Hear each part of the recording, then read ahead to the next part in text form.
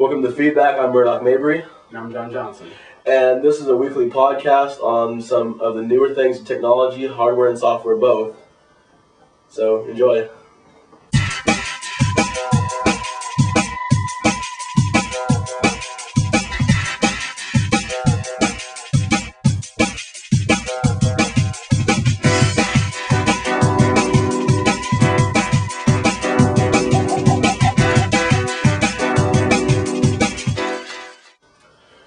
Welcome to FeedBack, episode 1. I'm Murdoch. I'm John Johnson. And we're going to discuss a few things in technology today. If anyone from Jones is watching, we love you to death. I freaking love Jones so much. Yeah, I'm Green Apple addict. First of all, we're going to talk about the iPod Nano. The 1 gigabyte. The 1 gigabyte iPod Nano. Don't buy it. Just don't. I've never really been into the Nano, honestly. I mean, have you? I've never been into the iPod, period. It's because you suck. They had the 2 gigabyte for a while and the 4 gigabyte, and I know our cameraman Eric has the, what, 4? Yeah, he has the 4. I have, the always stylish iPod tampon.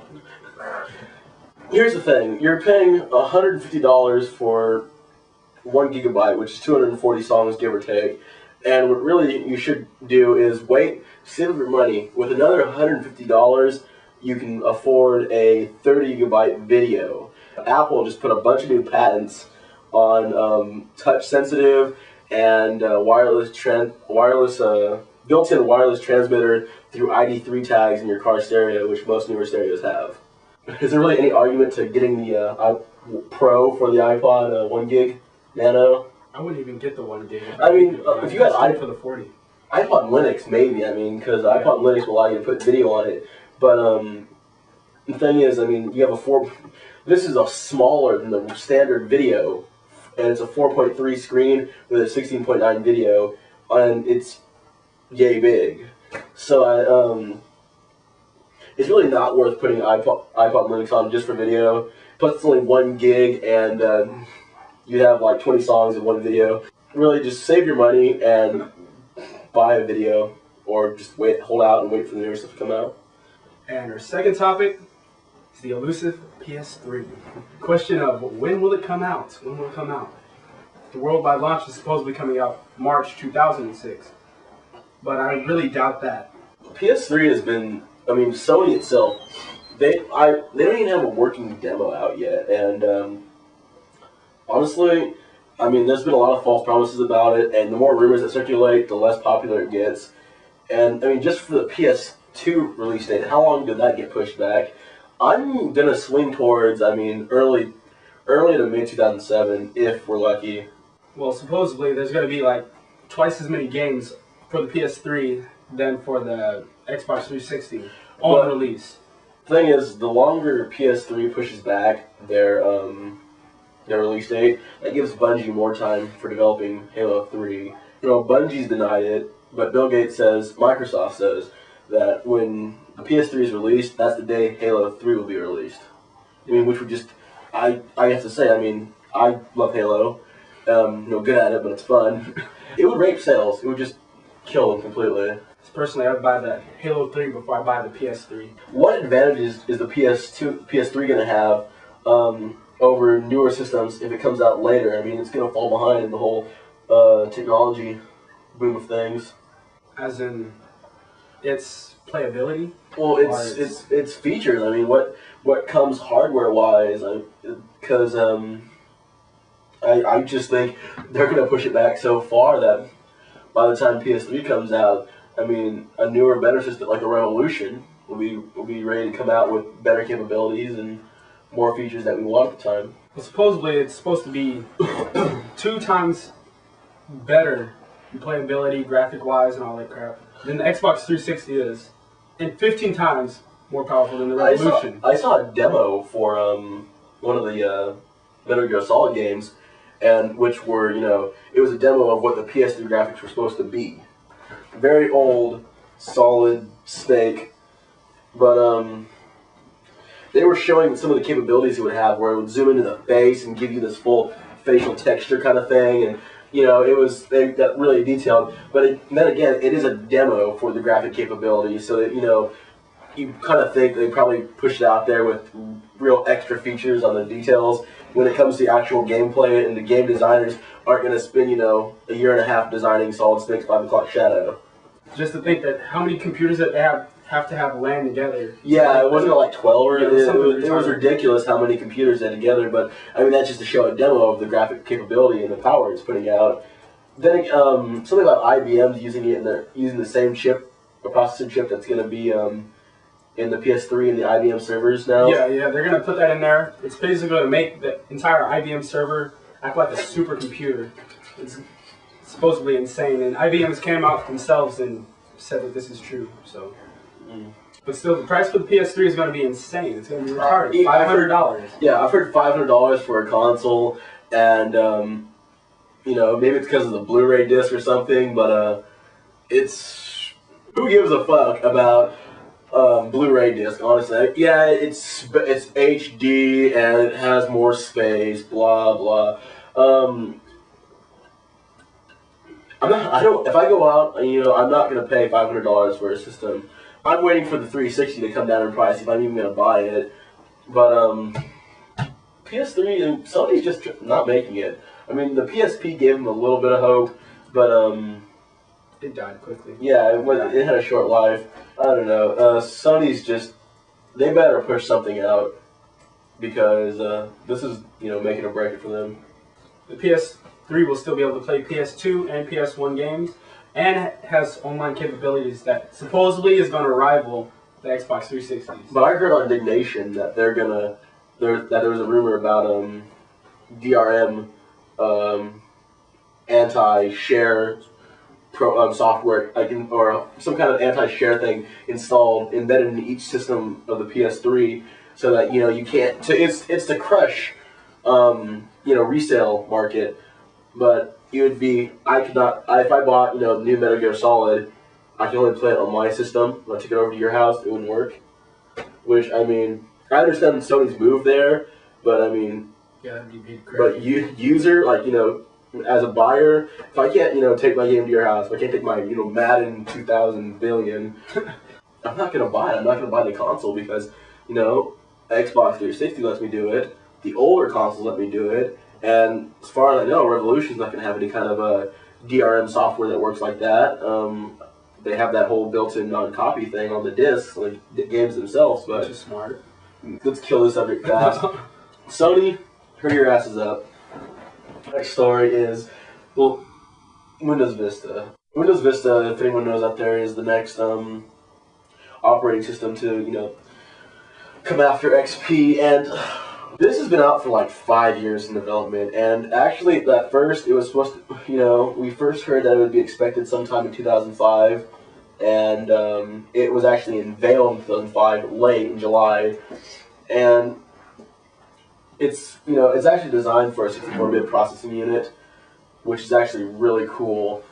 It looks bloated to me, honestly. It looks like they spent a lot of time in the graphical interface, and I like how they're hyping it up. They're making a lot of hype about the new features, and it's funny because if you put them next to a Mac, they have the exact same features. I remember I was watching that Bill Gates presentation about, you know, all the new things, his keynote on the features of Vista, and you could put it side by side with a Mac and show every feature that's been out for 5 years on Apple that Vista's unveiling as new and innovative. It's really graphically appealing, and they've really done a nice new job with the whole graphical interface. I mean, what do you think? I know you like the blackness of it. That's basically all it is updates in the graphic user interface.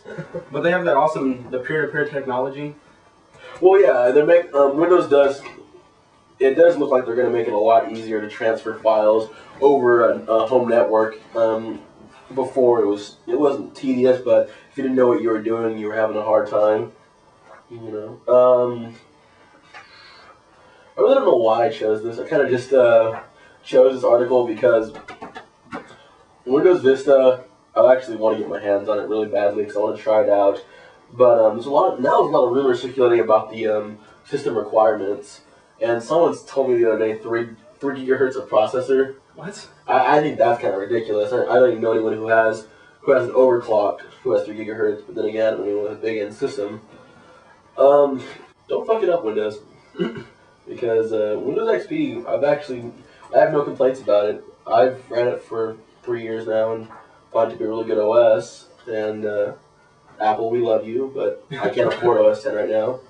Much like I can't afford RAM right now. It's really graphically appealing, but all the features that I've heard make me worry about it's going to be, the operating system is going to want to do more of the work itself than what you want to do.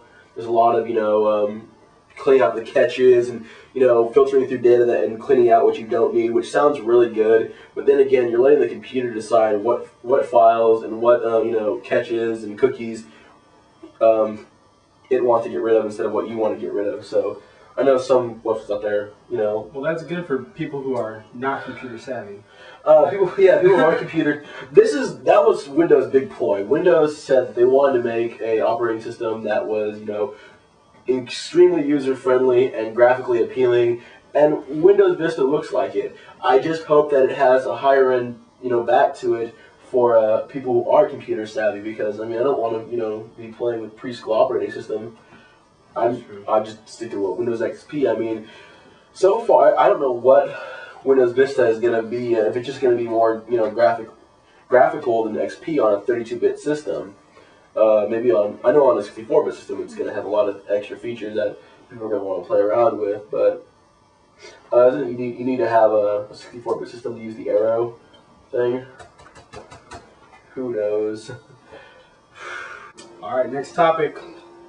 The Nintendo Revolution. Sticking with game trends, I guess. Supposedly going to be one of the most revolutionary, hence Nintendo Revolution systems out. I'm anticipating the release of it. We all remember Nintendo, or those of us who are old enough to remember, as, being the... when I was a kid, that was the day of Super Nintendo. It was the king. Nintendo was the king for many years, and then, Sony came in, and then Sega. Microsoft got into it. Sega. Thank you, Augie. Thank you, Augie. Sega. Big S-E-G-A. Nintendo kind of fell by the wayside, and I think they're coming back with a vengeance, and the Revolution looks like it's going to be their sword. Yeah, they have the, as it's so called, the nunchuck controller build.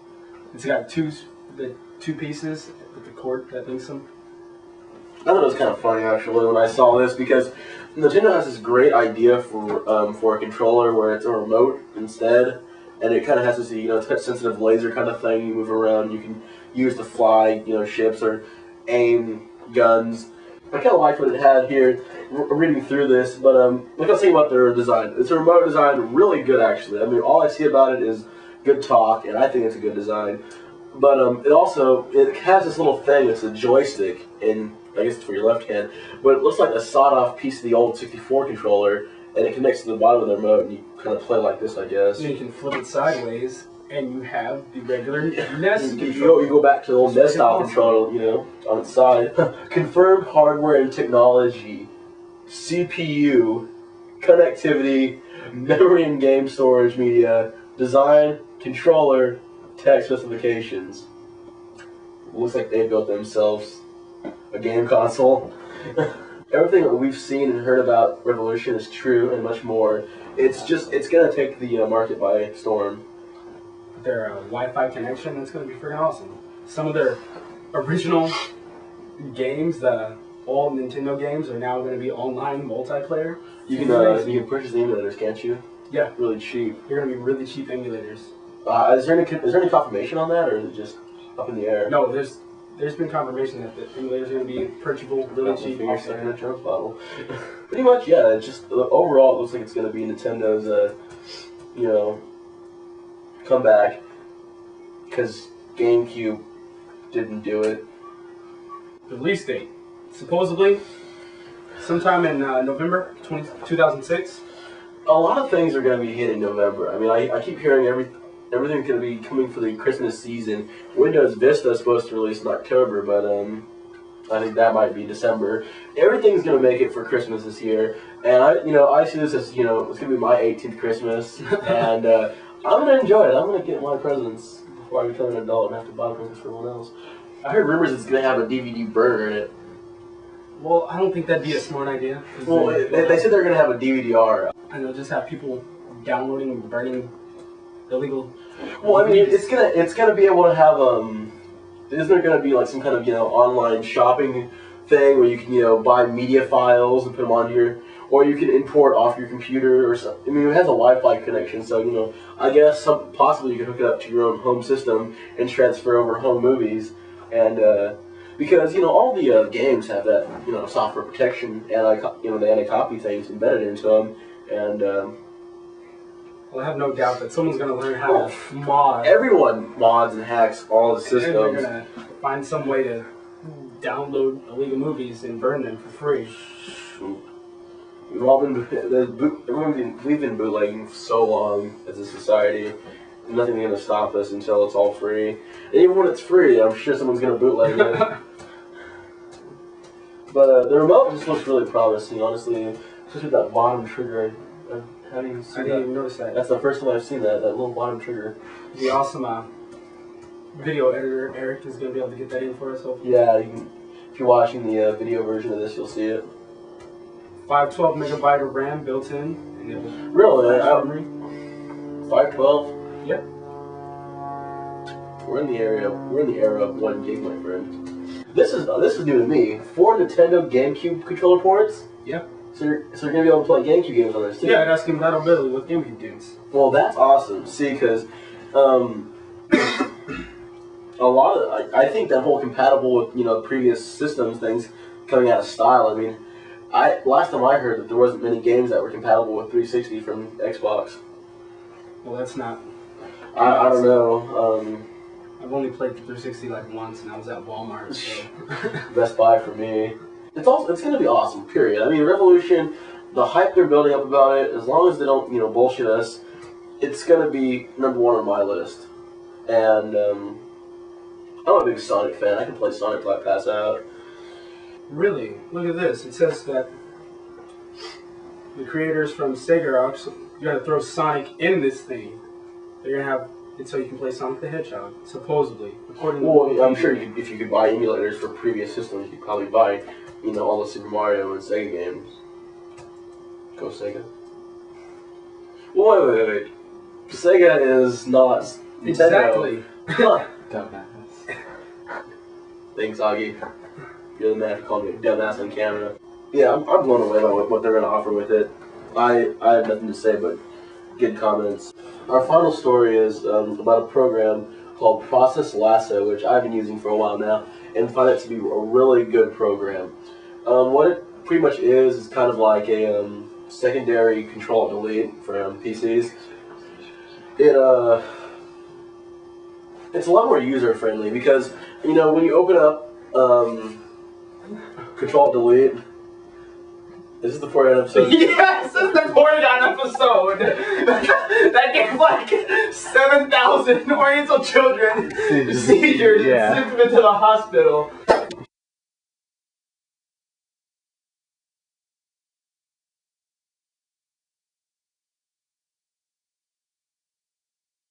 Tell me one. Go ahead. The Porygon episode, which assuming they never showed in hold on. U.S. They never showed it in the U.S. Yeah. This episode was only released in Japan. Was said to give people seizures. Said? It did. So? That scene sent 7,000 Oriental children into the hospital with seizures. I love that scene.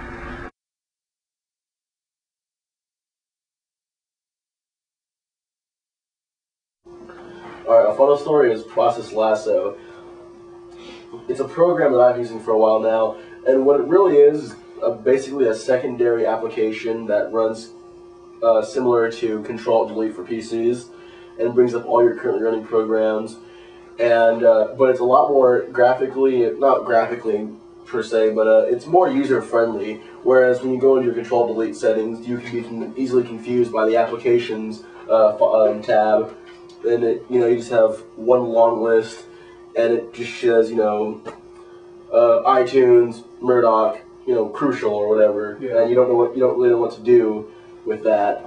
What this does is it kind of tells you, it's going to give you a whole spreadsheet of, how much PC usage, how much RAM is being, given to it. What it does is it lets you lower the memory being allocated to the actual process, and anyone who uses Control Delete knows that most of the time when you actually end an application, it doesn't end. Like, your iTunes that you're trying to end with Control. You hit end now, and it doesn't end now. This program has a termination feature that works 99% of the time flawlessly, and it's freeware. I don't think it's open source, but it is freeware. It's made by Bitsum Technology, and you just go to any kind of soft PDR or beta news kind of download site and get it by typing into the search top process lasso. What's really cool about it, it's also for 64-bit systems as well as 32-bit systems, and it just has a lot of good features that work very fluidly with your system, and you can lower the memory being allocated to each program and have a better, cleaner memory allocation to your system. Well, that's all for feedback. Send us emails at feedbackcast@gmail.com. Once again, I'm Murdoch. I'm John Johnson. Tune in next week.